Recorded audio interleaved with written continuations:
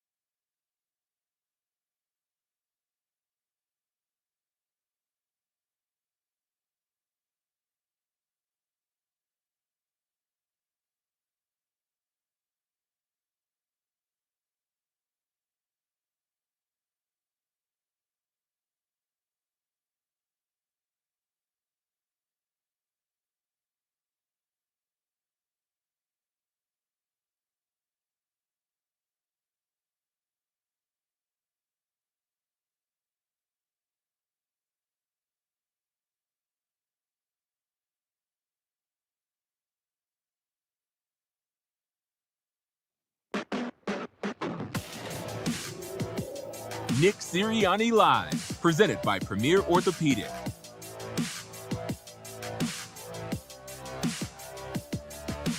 Before you get peppered probably with some BG questions, I want to ask you about this Giants matchup. I know typically, as you've told me before, you approach every game like it's the same. Your guys' process is boring, but it works. But when you're playing a team for the second time in 3 weeks and it's a rival, and they were chirping a little after, some rookies at that, does that provide any source of motivation as you guys are going through the game plan? Is that in the back of your mind, just how that game played out during and after? Every game, obviously, if we're getting up more for one game than the other, then we're not doing our job on a consistent basis. And so that's why you try to keep that same boring mindset over and over and over and over again, regardless of the opponent, regardless of anything. So, it's business as usual.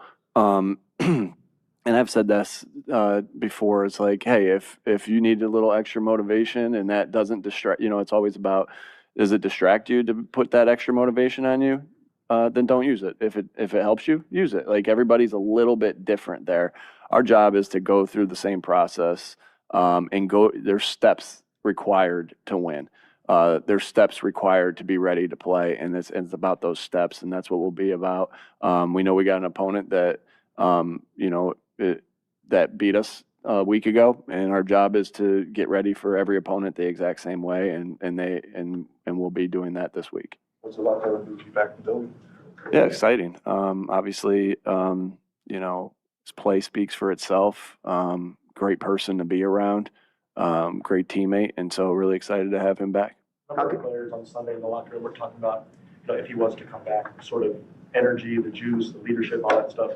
Obviously, you guys signed a veteran in Darius after week one. Is that something you feel the room needed, and is it lacking with Darius? I really love. I think we've been playing with and practicing with a ton of high energy. I think that's one thing I always admire about this team, is that just the will to win and the will to do the things required to win and get better. So, and we've had some great intensity practices throughout training camp, throughout OTAs, into the season. But BG always just adds to that. Excited, like I said, excited to have him back. How can the success of the pass game, particularly off play action, help the run game moving forward? Yeah, again, when the things kind of look similar, right, and you have to be multiple there and play multiple.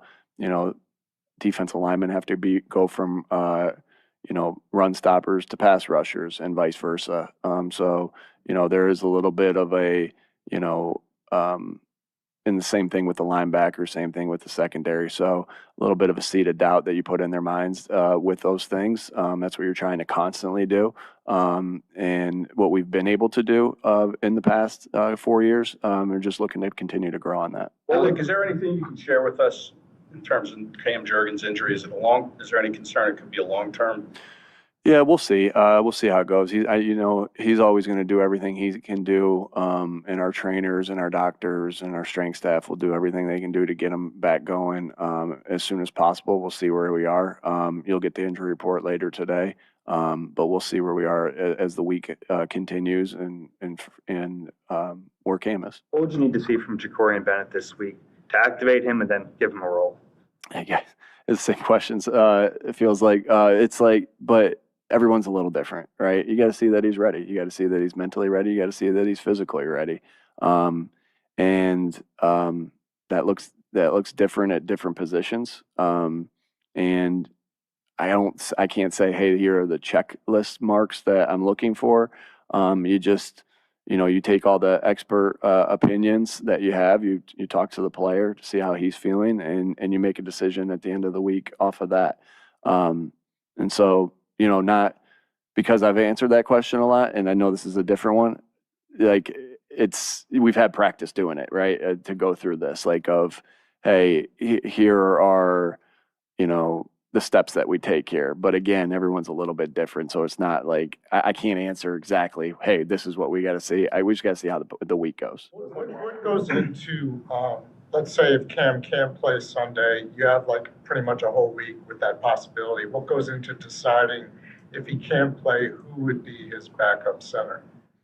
What goes into, I'm sorry. Yeah, what goes into that? Yeah. Let's say you wanted to move, Landon from left guard to center, Sure. Just what's the best? You're constantly trying to think of what the best thing is for the football team. And so you have options, right? Because of the guys that we have there, and with Landon and with everybody, you have options there.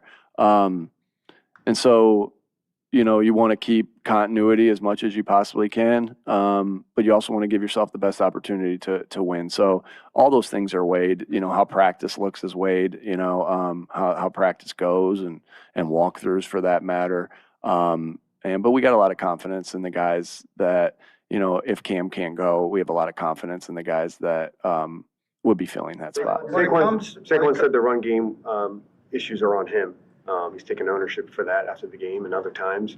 How can you help him in not trying to do too much when things maybe aren't there for him? Yeah, this is team football. It's on all of us. It's on all of us, coaches, players, and it's never just on one person. So, that's Saquon. He's going to always take accountability, and that's why you love him, and that's why you respect him so much, is that he wants it to be on him.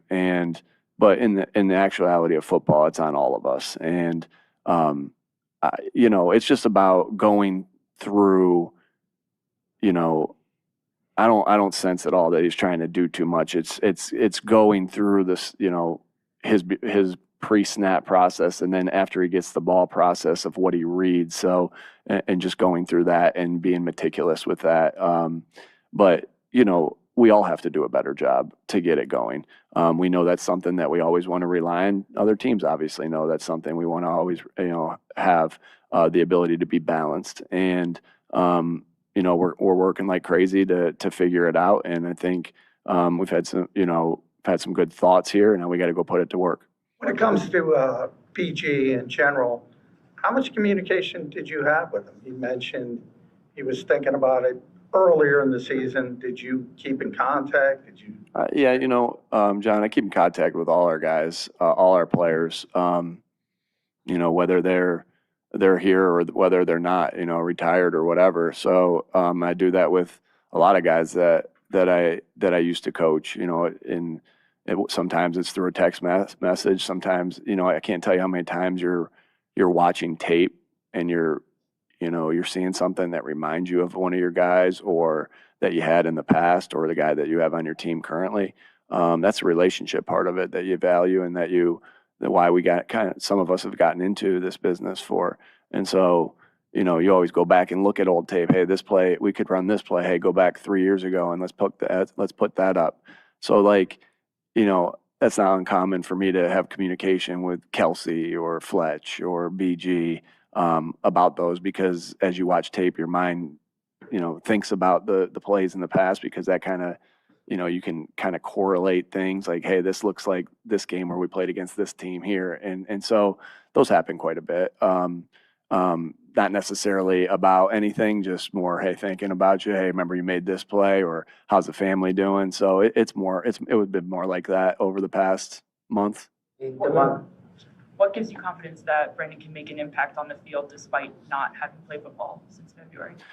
Yeah, obviously we're going to go to practice and build confidence in practice. And so what gives me confidence in, Kevin calling a certain fourth down call where I say, hey, we're going to go for it. And we've obviously talked about that call going into it. Well, it gives me confidence is the practice reps on it and the guys that are executing it. So it's the same thing here. We'll see how practice goes, but have confidence in who BG is, and as a player, as a person.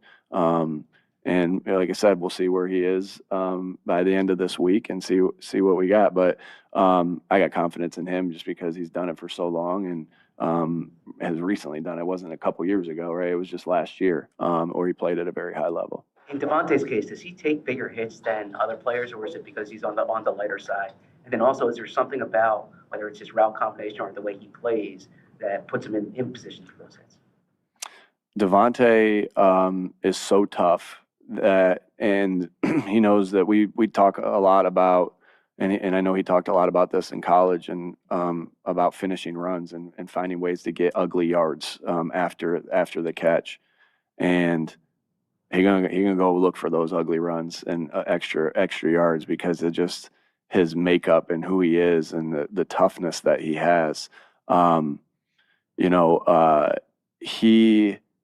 I think sometimes, like I remember the Super Bowl in 22, our first third down, he catches a little shallow route, and Reed comes over and just smokes him on the sideline, and he hit him good. I don't know if you remember, his feet were up over his head, and Smitty just gets up fast. And I think about that. There was also the game in 22 against the Cardinals, or someone came over and just drilled him on a wide receiver screen, and he pops up.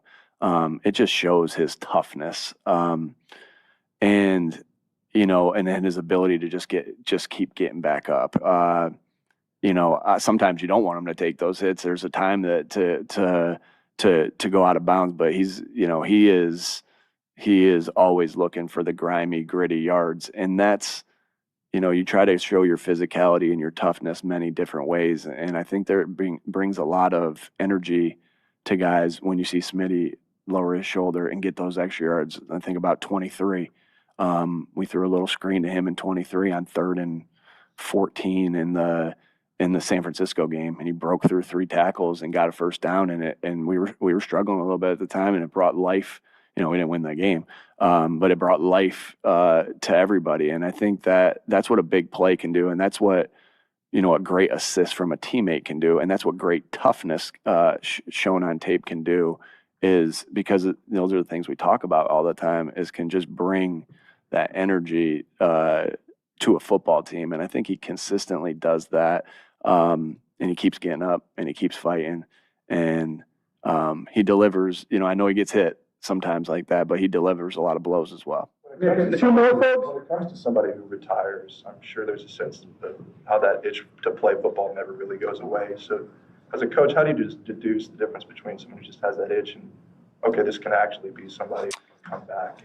Yeah, I think you only have a limited amount of time where you can come back, right? I don't it's tough, way down the road to be able to do that. And so, yeah, you see, obviously, we do whatever we can do to help the football team. We obviously feel like this is an opportunity to help the football team, and fresh off of a retirement, and excited to have him back. I think that'll be as you guys asked the guys today, I imagine that's going to be the pretty common denominator, just how pumped everyone is to see his face and have him here and have him back. Nick, what have you seen from the progress and development of Drew Kendall since he got here in April to now?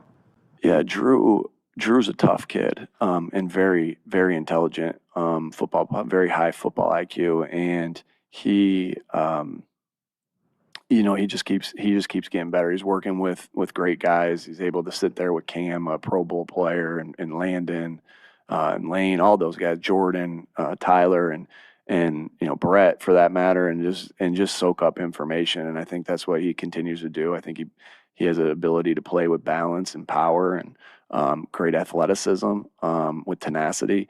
And I'm really pumped about Drew and his development. And we'll see how that continues to go. But I know he works really hard, and God willing, he'll reach his ceiling. All right, thanks. We got special teams.